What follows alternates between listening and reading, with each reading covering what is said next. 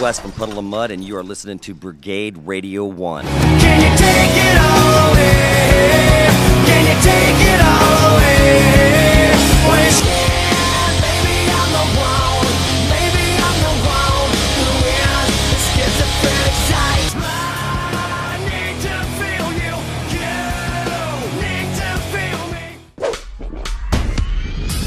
You're listening to Brigade-Radio-One.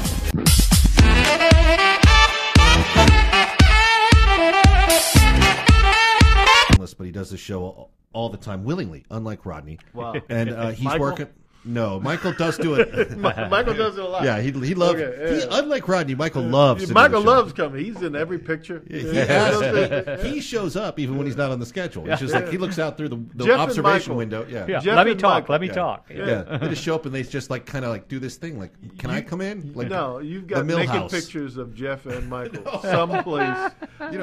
They're gamblers and they owe you a bunch of money. I wish, something. because then we would collect. But I will tell you, there are people. I know you're not one of them, Rodney, but there are people who actually like me out there.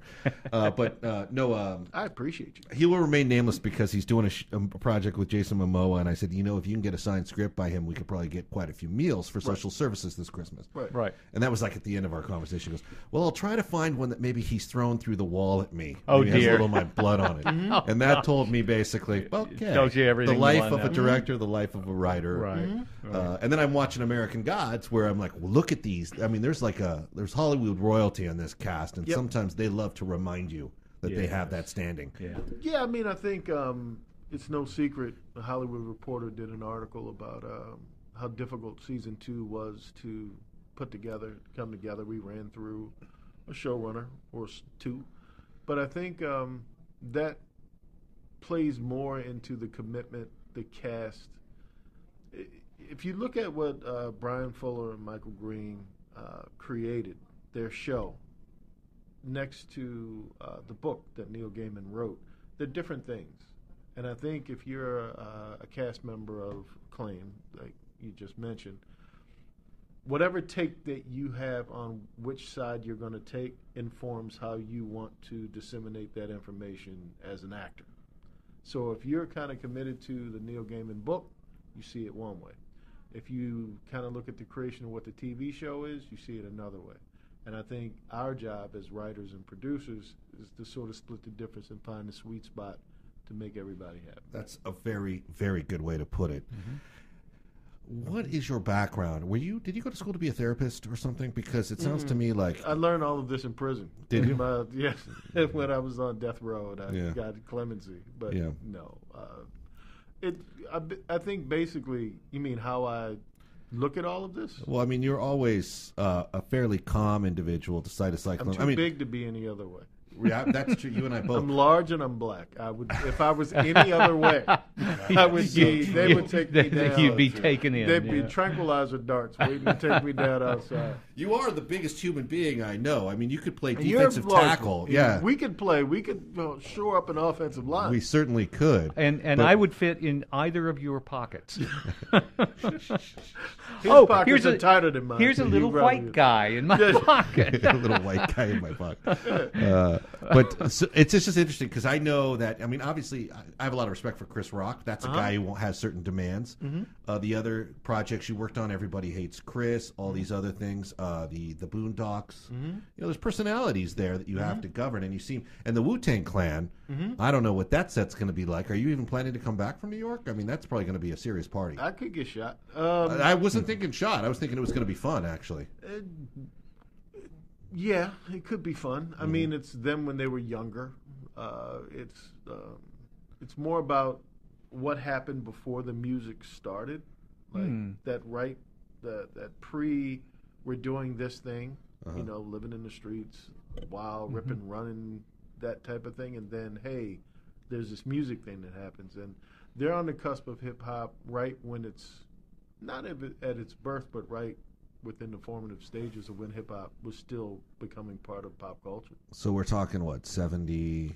No, 80. 80? In the 80s to mid-80s. Mid-80s. Mid-80s, late 80s. I think you have crack, you have, Reaganomics. You have a lot of things happening in American culture that play a part of how the stories are told. and it's set in Staten Island, and that's where I'll be going April 1st. So you're going to shoot in Staten Island? Shooting now in Staten Island. Yeah. And how long are you out there? I'll be there for 17 days. Hope to see a lot of theater. Well, you might. Where's this going to be? What platform is this coming Hulu. out on? It's going to be on Hulu this fall, I think in October. That's projected. That's what they've said in the press. So we'll see if we can hit that mark. I love all the quick turnarounds now.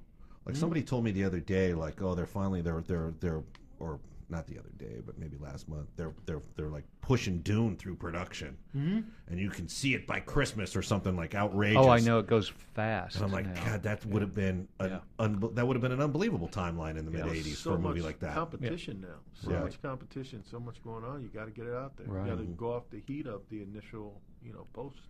Now, is this Wu-Tang thing? Is this your idea? No, it's the RZA who's the leader of the Wu-Tang Clan, and it's his baby, it's his creation, it's him telling the story of how he basically led these guys into becoming the group. What about? I'm No, sorry, you but first. Go ahead. I'm just curious. What about the cast? Who is the cast? The kid from Moonlight, I don't know these names. It's like you Right, hit me but- with these names. A lot of young black guys. But are they relatively new or? Yeah, they're all teens, all Right. teens, early 20s, all accomplished, but recognizable faces from things as of recent. Like for me, it's funny when I come in here. It's like going back in time. Like Billy D. Williams. It's almost like that's a new reference when you come in here. That's the only comforting part of coming here. We might talk about Jimmy Walker or Henry Fonda. Anything that would be a reference for here. But yes, But these are teens. guys. All Yeah. teens, all young guys. We do talk about Billy D quite a bit. We do but because of Lando. But yeah. yes. But and what an awesome project for you to do, honestly. The solo The Lando solo comics. Yeah, it was fun. I mean, they're done now, but yeah, that was a fun run. I mean, just to be a part of it and go to Lucasfilm and All right, that stuff. we're going to talk Lucasfilm momentarily, but how cool was it, or how brilliant of a marketing device was it for the Wu-Tang Clan to do the album and just make one copy?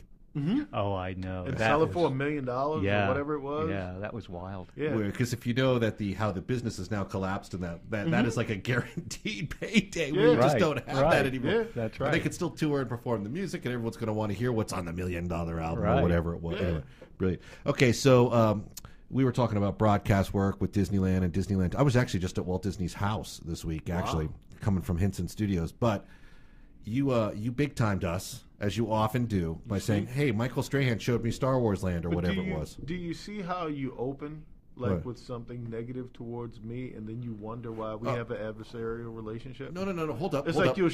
you'll do your little passive aggressive shot, and then you'll give the information, and then you'll go into the thing so that I won't have a chance to come back. No. See, you're very smart, Rod. That's a very clever way to put it, but that's not how the off-air conversation started. The off-air conversation started with Rod saying, "I don't need you. I got Michael Strahan." never said- That's what the audience didn't hear. No, so I never I just said- reiterated how you punked me coming into the studio.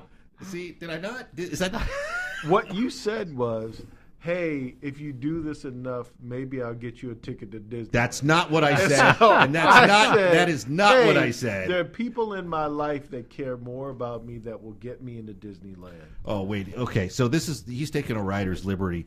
First of all, anyone who knows me knows I don't talk like that. If you do this enough, I may give you a ticket to Disneyland. No, like I'm dealing there's crack. more. There's a duality. There's the Ethan you hear on the radio, and then there's the real Ethan, Which is what? What are you implying to people? which is just a little bit more aggressive and a little. I That's not true. I haven't found empathy to be one of Oh wait! Oh my gosh, that's heartbreaking personally. here. For the world, it's funny because you do all the charitable work and you do everybody. Oh, Ethan's wonderful, wonderful, and I'm like, when do I get to see that guy? How many times do I have to drive down this street and not see that? Well, guy? number one, you got to show up at a charity event to see it. But Can I just ask one question? If I do this enough, will you get me a ticket to Disneyland? Dude, that's Maybe. yes, Okay. but that's not Maybe. how I put it to him. Maybe. You are my witness. Discount. You get a are my discounted witness. ticket. No, what I said You get a was discounted ticket. I'm just asking. no. You get First a of all, discount. as Rod knows, if we're ever doing any work down there, everyone's invited. That's usually He'll how get I you put a it. ticket to the field where they were originally going to Ah, make Disneyland. okay. And he'll tell you a story about how great this field would have been. been Tomorrowland would have been Disneyland. there. Oh, Pinocchio So help me Village God, if I would ever have been see there. like a Geppetto's caricature. Playhouse would have been there. and it's an open field. And if you just close your eyes, Walt would have loved all of this. Just don't think about rides, and he'll have the little scent of cotton candy to wave under your nose, so you feel like you're actually here, but you're not. When there is a caricature in some of Rodney's work and I spot it, and I'll be able to spot it, I expect to get paid on that. Yeah. You better subscribe to this channel before you look uncool.